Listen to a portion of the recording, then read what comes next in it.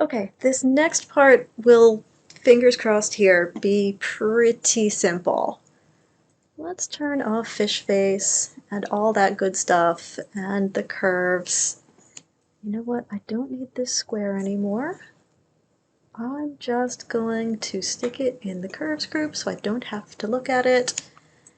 Never delete your curves, people. Never. So let's turn on the skeleton, and this next part should be pretty simple.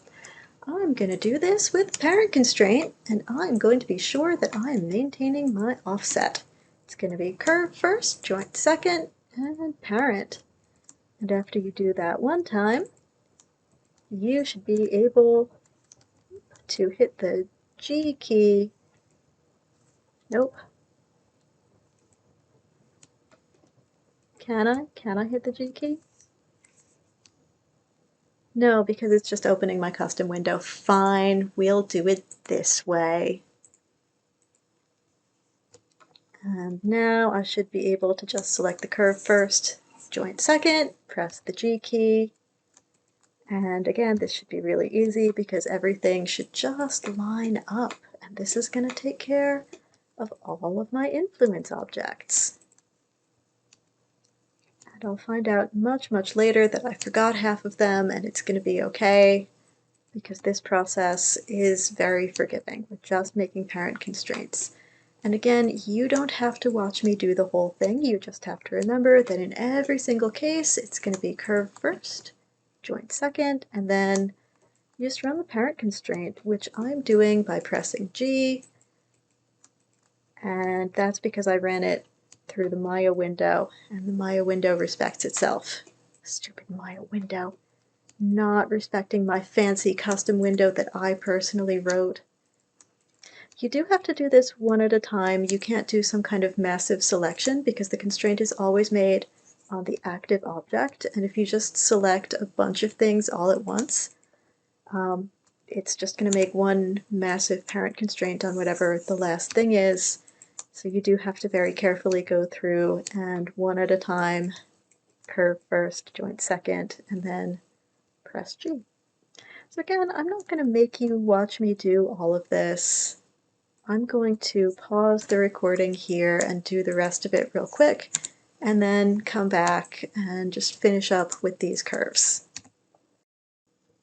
Okay, that took a while, but I did finish up eventually.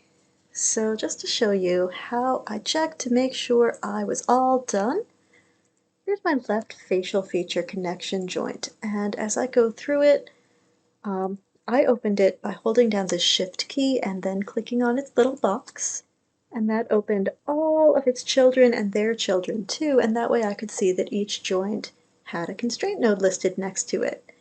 And if I ever saw two joints next to each other, that meant one of them did not have a parent constraint and I was not finished.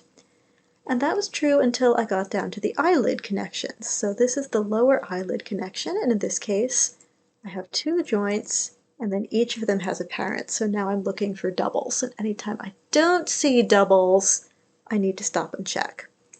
Here's the upper eyelid connection, and now that's got all of these suckers too. So same thing on the right side, I just shift click to open it, and everybody's got a constraint node next to it, and that's how I checked. And doing this actually reminded me that my eye crease and eyelid joints were in a parent-child relationship. So I went through and did that for my eye controls too. Although I have not been as thorough, I need to also have a group for the LF upper eye controls group. And then this is going to be my left lower eye controls group. Let me take a quick second, grab all of these and center their pivot. Just the group node pivots will be centered there. Should probably do the same on the right side. So let's take this, close these so that I don't look at their children all the time. Okay, and then we've got the lower lid, so we'll group that together, and that's going to be the right lower eye controls group, and the right upper eye controls group. Again, we will just grab and center pivot, and that should take care of that. At this point, if I turn fish face on and the skeleton off, all these little suckers will start manipulating the skin. Great! Whee! So much fun.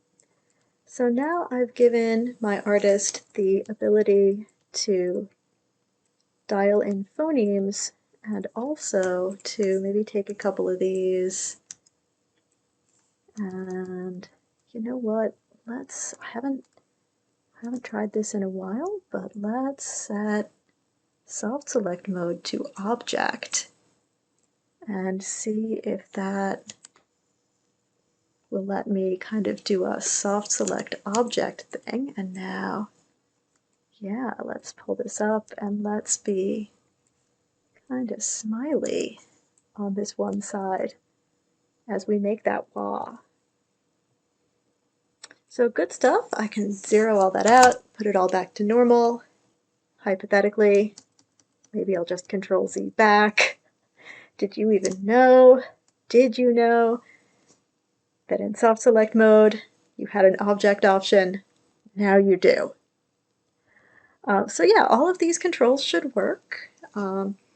Obviously, they are not perfect yet. They've all still got their scale attributes, but for the moment, they're looking pretty good. So in the next video, I will just finish them all up, and that'll take care of that.